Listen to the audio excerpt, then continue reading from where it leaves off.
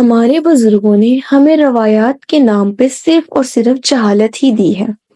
جیسے شادی کا عجیب و غریب نظام، بچے کی پیدائش پہ فضول قسم کی روایات، مرنے کے وقت بیٹی کے گھر والوں کی روٹی دینے کی عجیب منطق،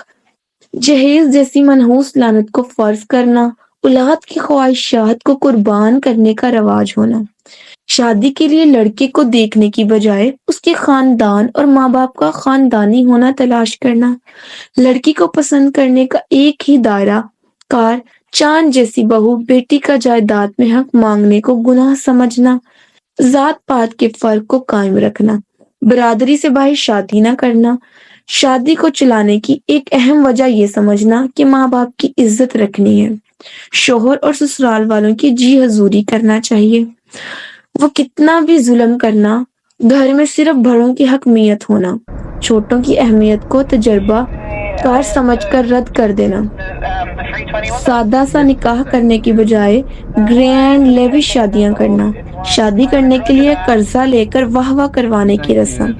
جوائنٹ فیملی کو چلانا چاہیے، کوئی ایک دوسرے کی شکل دیکھنا بھی گوارا نہ کرے، بیٹے کو ہی خاندان کا وارث سمجھنا، پہلی اولاد پہ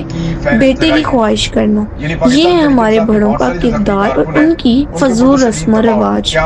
ان ساری رسم و رواج کا اسلام میں نفی کرتا ہے،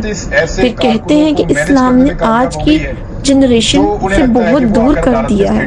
بندہ پوچھے سارا کلچر ثقافت اسلام کے منافی بنا رکھا ہے تو دوری تو بنتی ہے۔